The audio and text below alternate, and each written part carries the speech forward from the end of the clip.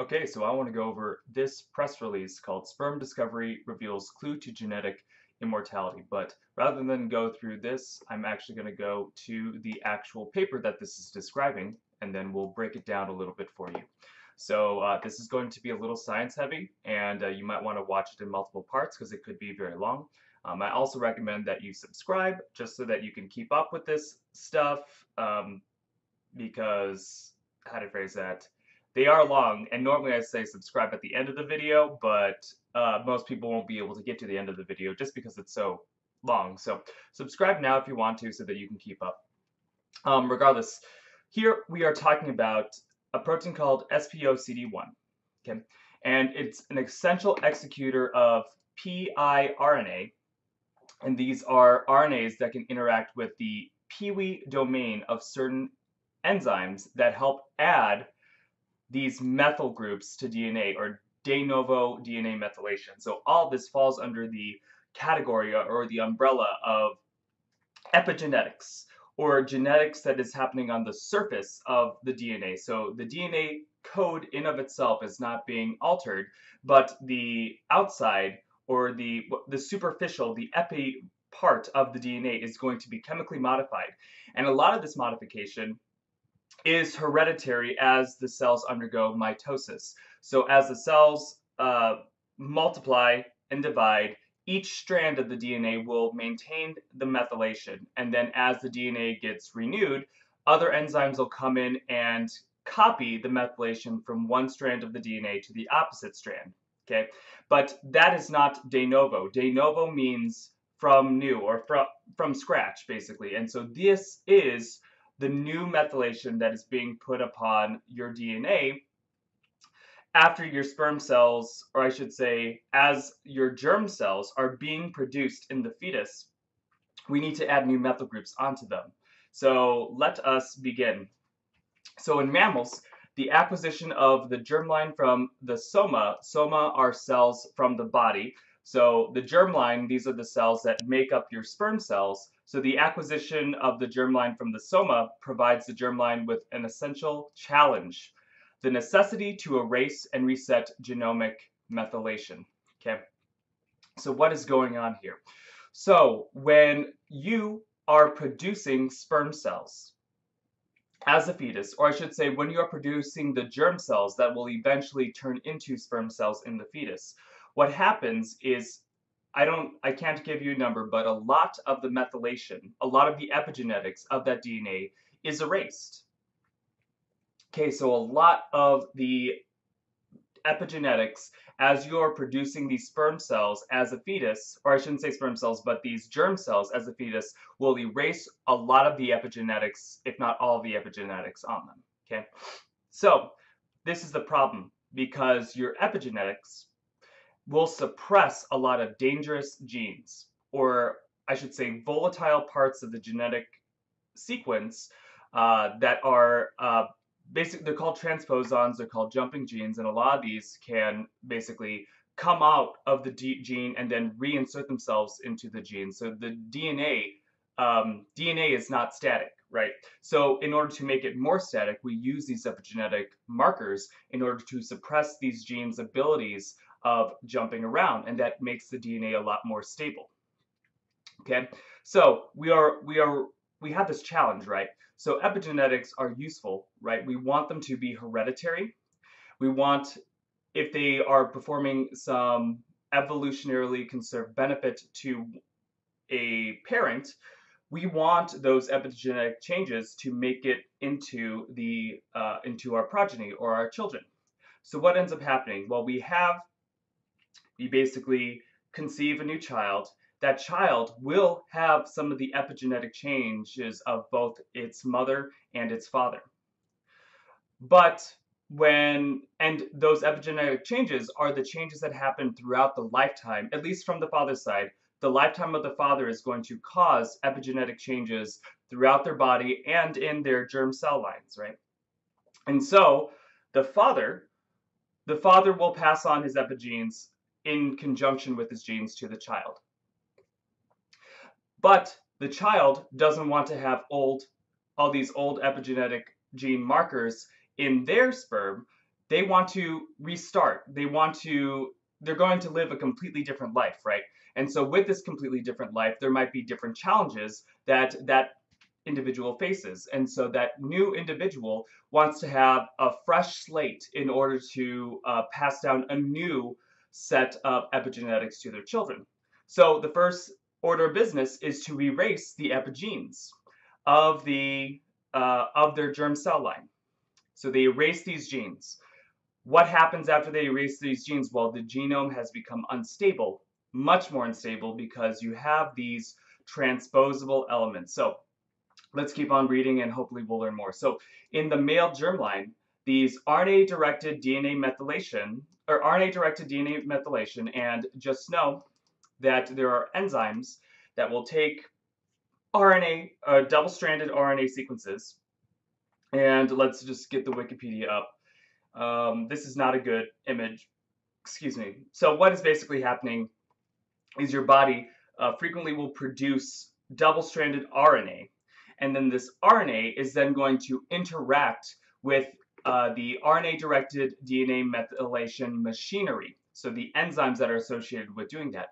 And so this RNA will be a template by which these enzymes will scan the DNA code and find a matching code, and then they will add methylation de novo, new methylation to that DNA sequence. So just so you know, that's why it's called RNA-directed DNA methylation. And what I should also do is show what DNA methylation is. So this cytosine would be an example of one of the 4 letters of DNA. So A, T, C, and G. And this is C, the cytosine. And this is what cytosine normally looks like. However, in DNA, sometimes this C can be methylated. You add this methyl group where there wasn't one before. So it was normally just a hydrogen, and now it's this methyl group.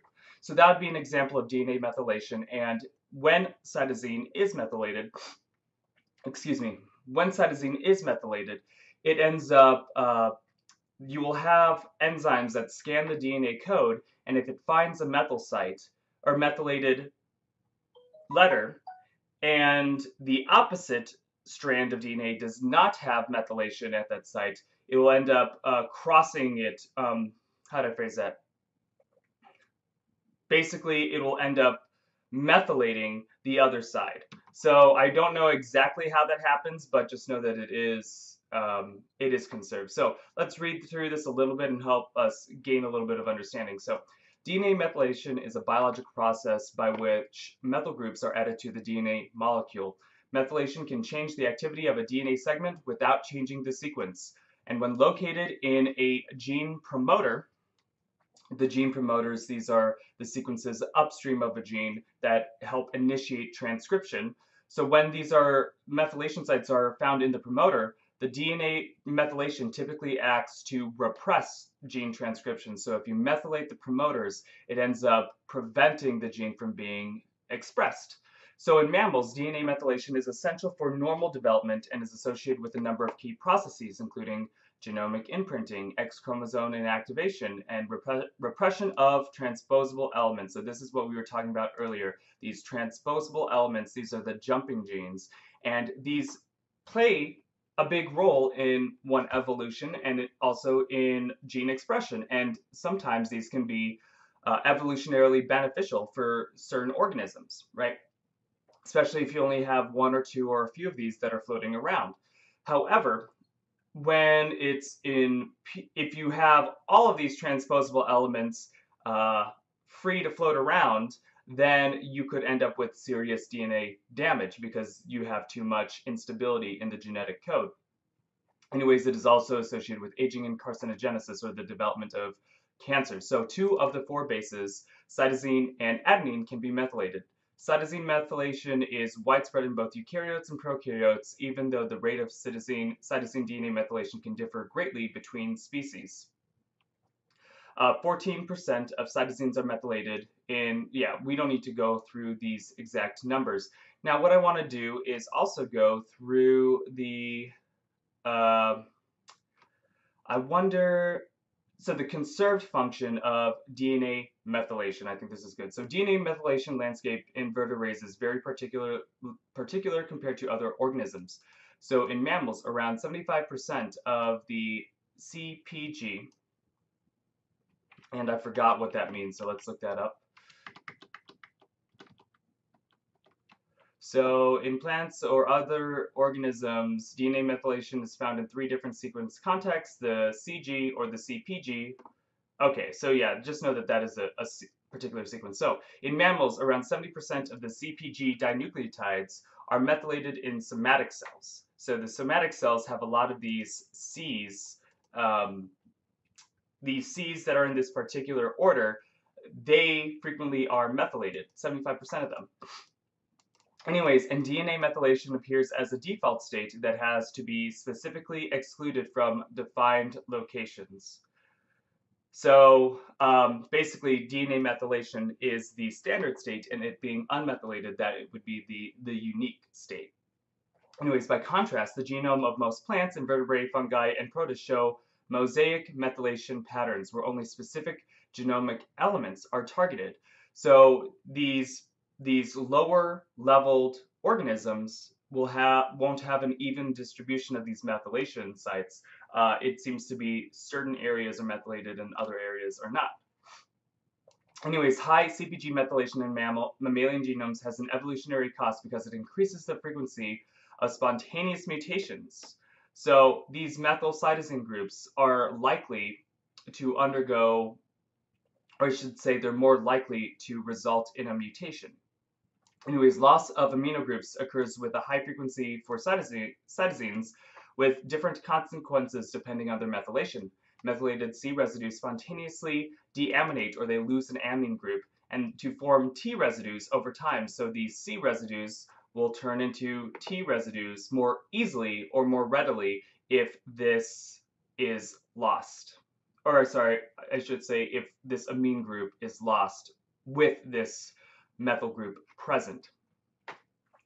So hence, these CpG dinucleotides steadily deaminate to form TPG dinucleotides, which is evidenced by underrepresentation of CpG dinucleotides in the human genome.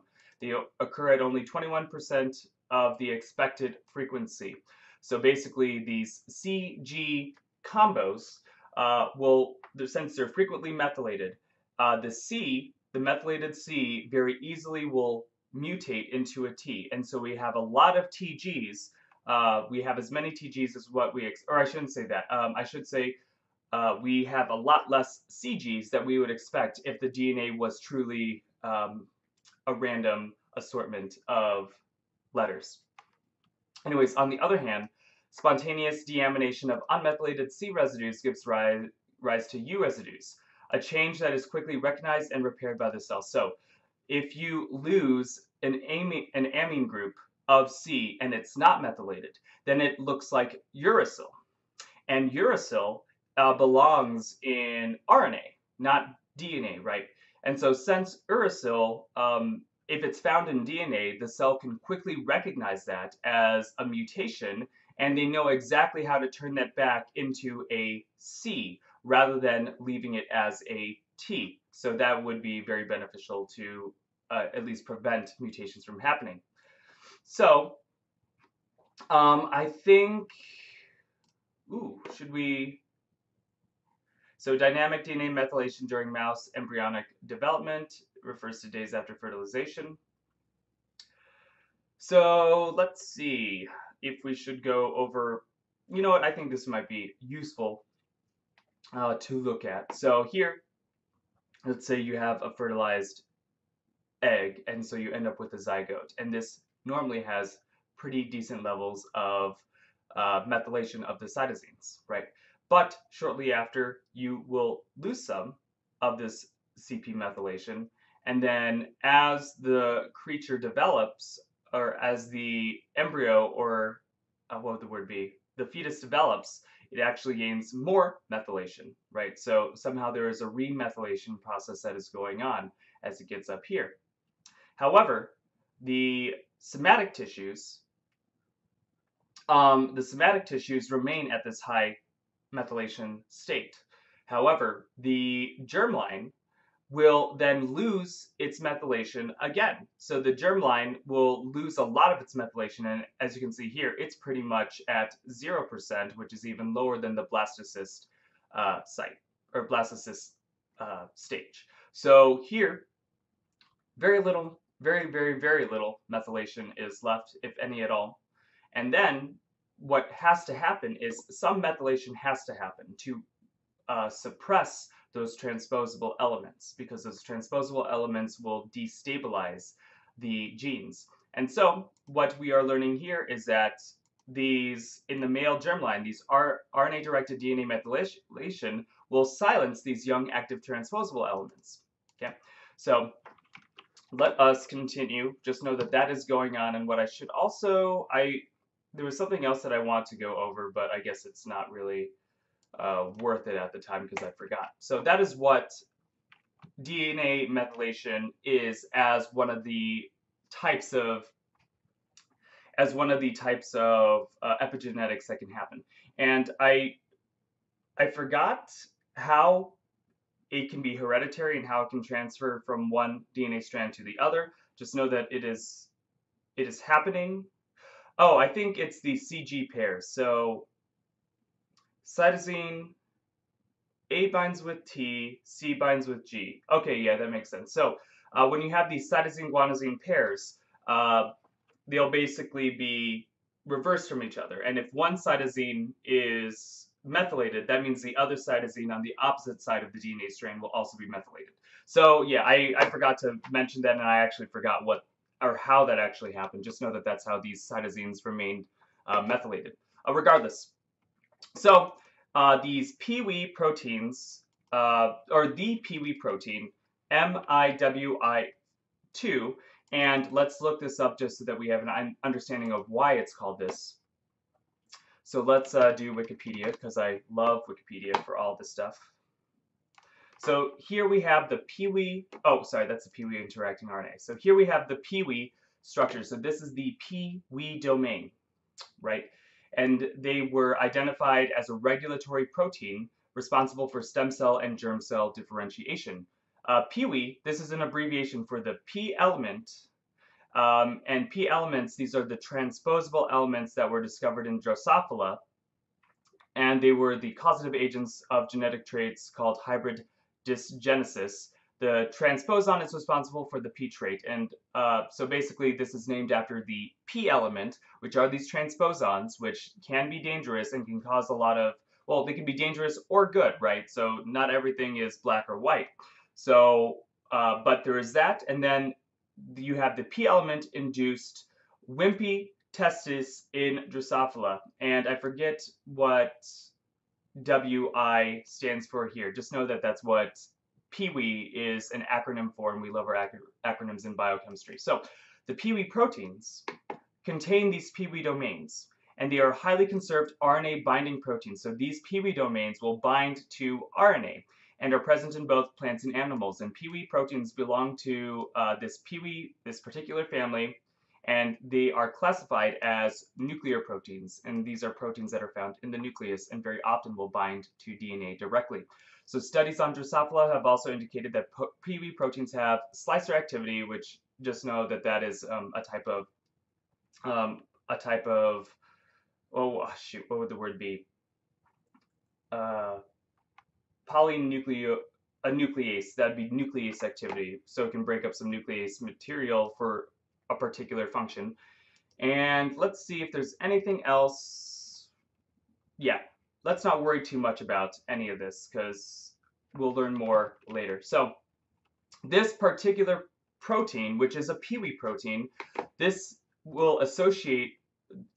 is associated with these Pee-wee interacting RNAs, and just know that these are RNA sequences. They are the double-stranded RNA sequences that can bind to that Pee-wee protein. So just know these are the largest class of small non-coding RNA molecules expressed in animal cells. So these Pee-wee interacting RNAs, they are going to be expressed. They are non-coding, so they do not have, when you hear non-coding in reference to RNA, that means that the RNA cannot be translated into a functioning protein. Now, granted, I don't know if there are I should look back to see if there are protein or are RNA sequences that when they're part of the full mRNA that they can encode for a protein, and then if they are chopped up correctly, um, like if they are bound with the other form of, or how to phrase that? Sorry. If they are bound to their complementary strand and sliced up correctly, maybe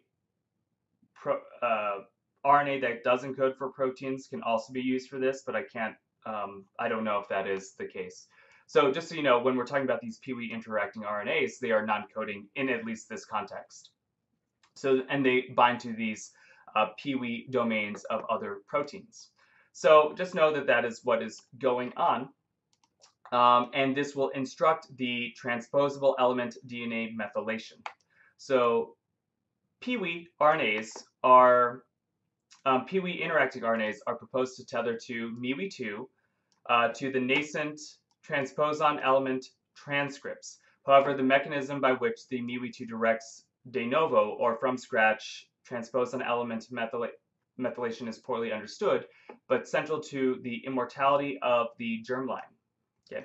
Here we define the interactome of MeWe2, and the interactome would be the study of all the proteins and chemicals that, or biomolecules that a protein can interact with. So in the interactome is the whole set of molecular interactions in a particular cell, but that is of a particular cell, but you could also say of a particular protein and see what all the proteins that it associates with, that would be a part of its interactome. Anyways, we define the interactome of MeWe2 in fetal gonadocytes, and these are the cells that will end up. Oops, I did not mean to do that. These are the gonocytes are the cells that will turn into the spermatogonia, or turn into the germ cells of, well, in this case, they're talking about men, right? So they're going to turn into the sperm sites.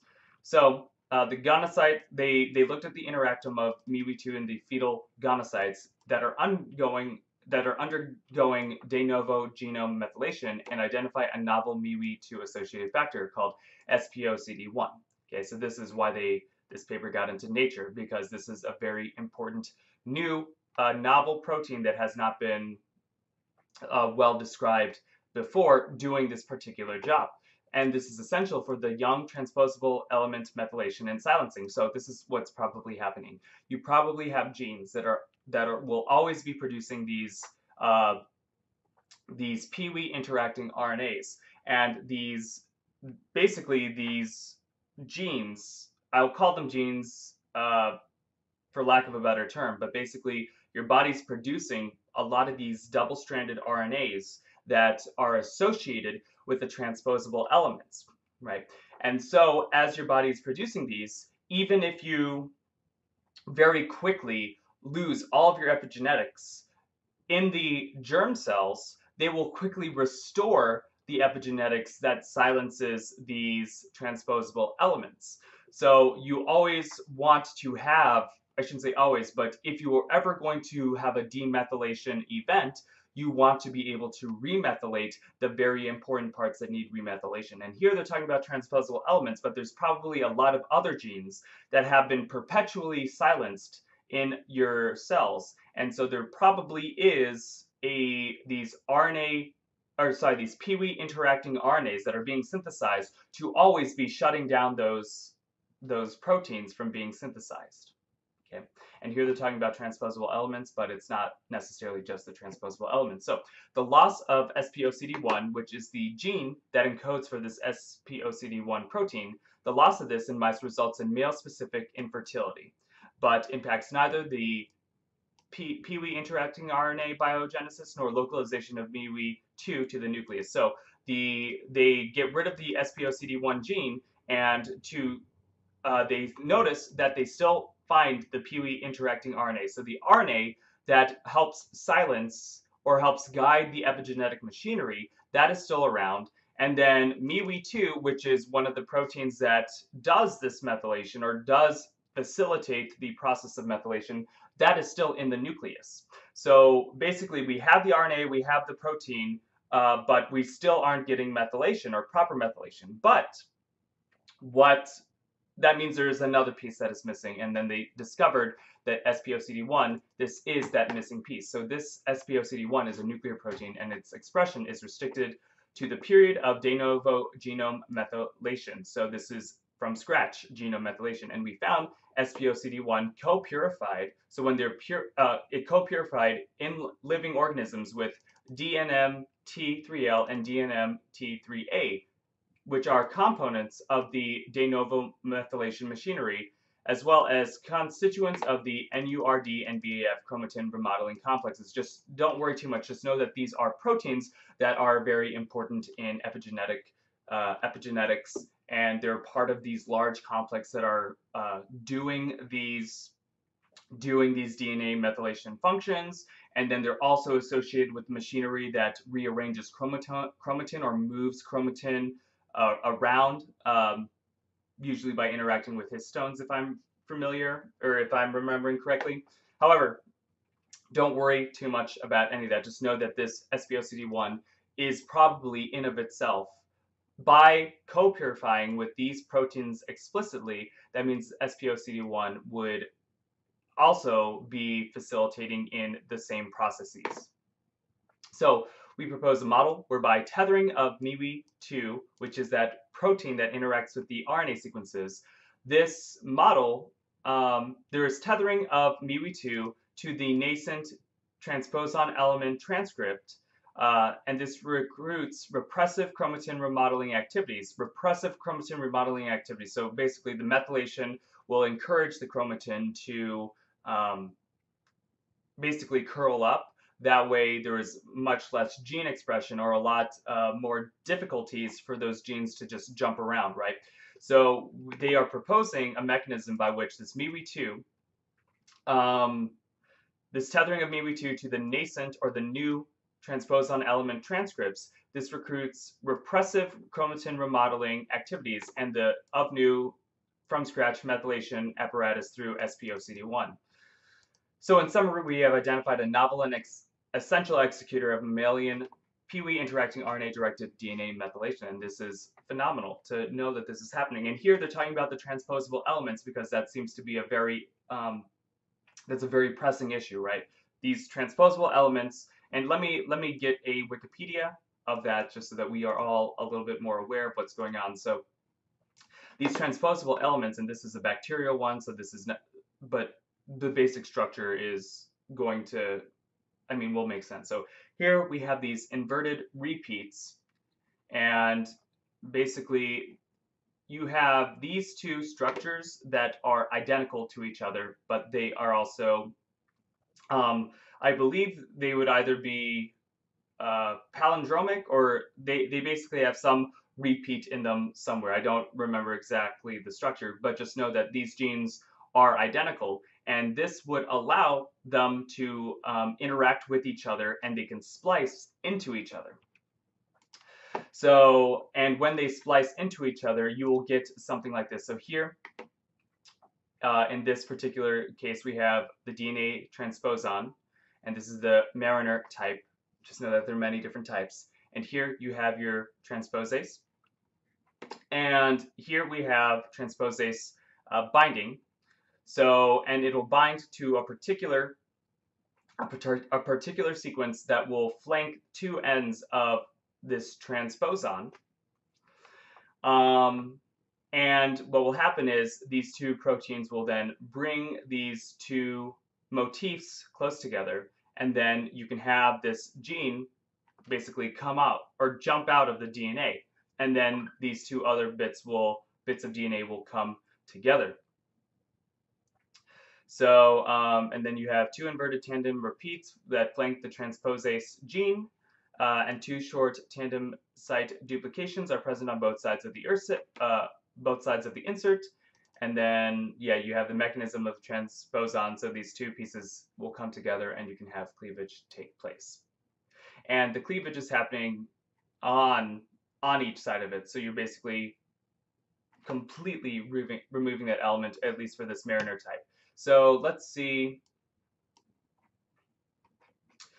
I don't want to go into too much detail because I do not know that much of this. I just know that they are genes that can jump out of the DNA. So with that, just know that without a lot of those being methylated, they will be free or liberated to jump out and possibly reinsert themselves into other parts of the DNA, and that could cause a destabilizing effect where you are basically mutating way too many genes all at the same time. And so if you mutate way too many genes all at the same time, that will confer, say, infertility. You're screwing up too many of the genes of the sperm, so they're not able to swim properly, or you are, since you're mutating way too fast, you might not be able to have a progeny that can survive well in whatever environment you are in. So suppress all these transposable elements quickly. That way you can preserve the germline. So with that, I think that is more than enough. So if you want, I will leave the citation in the description below, and hopefully, yeah, I'll leave the citation in the description below, and hopefully I will see you later today. So have a good one.